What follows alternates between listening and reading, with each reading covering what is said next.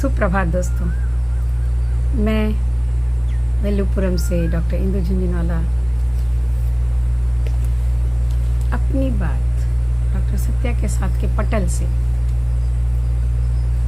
आज एक बार फिर कल हम जिस कड़ी को लेकर चल रहे थे ना, हमारी बात चल रही थी जियो और जीने दो की।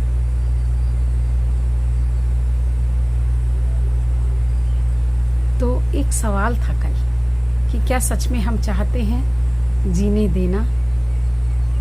हम जीना तो चाहते हैं लेकिन जीने देने के बारे में नहीं सोचते, और जब तक हम जीने देने के बारे में नहीं सोचेंगे, इसी तरह हमारी सांसें भी घुटती रहेंगी, क्योंकि एक सिक्के का पहलू है जीना और जीने देना। जब हम नहीं सोचेंगे जीने देने की बात, तो दूसरा वो भी तो सिर्फ अपने जीने की बात ही सोचेगा ना,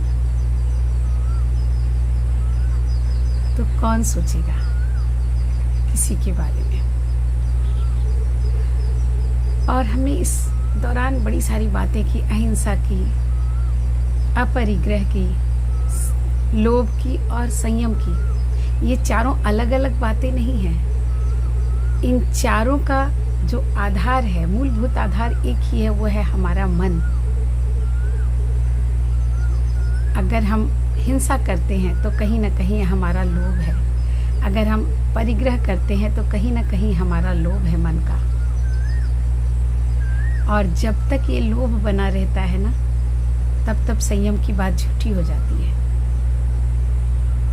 इसलिए मैंने एक प्रश्न किया था, क्या हम चाहते हैं इन सब से ऊपर आना?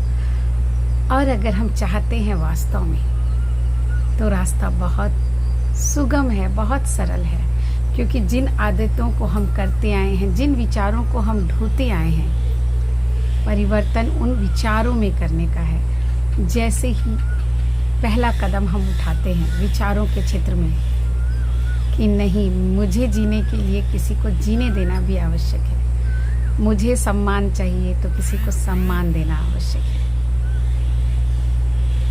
और जब यह भावना आगे बढ़ती है, तब बात आती है संकल्प की। और पता है, बड़ा मज़ेदार है ये संकल्प का खेल। एक छोटी सी कहानी बताती हूँ। एक प्रसंग है, कहानी नहीं। एक बहुत बड़े ऋषि थे, उनके पास एक शिष्य जाता है कि गुरुदेव, मुझे ध्यान करने की प्रक्रिया सीखनी है, लेकिन बहुत कोशिश करता हूँ, ध्यान लगता ही नहीं है। तो उनके गुरुजी ने कहा, एक काम करो पुत्र, आज तुम ध्यान पर बैठो, ध्यान करो, कुछ भी करो, पूरा दिन जो मन है वो करो, लेकिन एक बात का बस ख्याल रखना कि तुम बंदर के बारे में बिल्कुल मत सोचना। बस इतना ही ख्याल रखना है कि बंदर तुम्हारे ख्याल में ना आए। शिष्य ने कहा, अरे गुरुजी, ये क्या मुश्किल बात है, मैं भला बंदरों के बारे में क्यों सोचूंगा, वो मेरे ख्याल में क्यों आएंगे, उनसे मेरा क्या लेना देना है। तो गुरु ने कहा, बस ठीक है, इतना ध्यान रखना कि बंदर तुम्हारे ख्याल में ना आए। ठीक है गुरुजी, जाओ आराम से वनों में घूमो फिरो और मौज करो, देखो ध्यान तुम्हारा अपने आप लग जाएगा। शिष्य चला बड़ी खुशी से। अरे शांति से बैठना नहीं है, एंजॉय कर सकते हैं। अब वो चलता जा रहा है, रास्ते में, जंगलों में, जहाँ भी जाता है सिर्फ और सिर्फ उसे बंदर ही ख्याल आते हैं। वो और कुछ सोच ही नहीं पाता। हर बार बंदर के बारे में नहीं सोचना है मुझे, और बंदर ही ख्याल आते हैं। क्यों होता है ऐसा? पहले ये समझेंगे हम, तब हम संकल्प की ओर बढ़ेंगे, और तब ध्यान की बात आएगी। तो ध्यान कैसे लगेगा?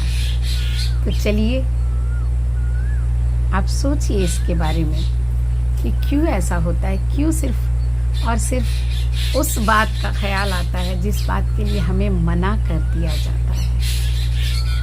क्यों मन उसी ओर खींचता है। आज बस इतना ही। आपका दिन मंगलमय हो।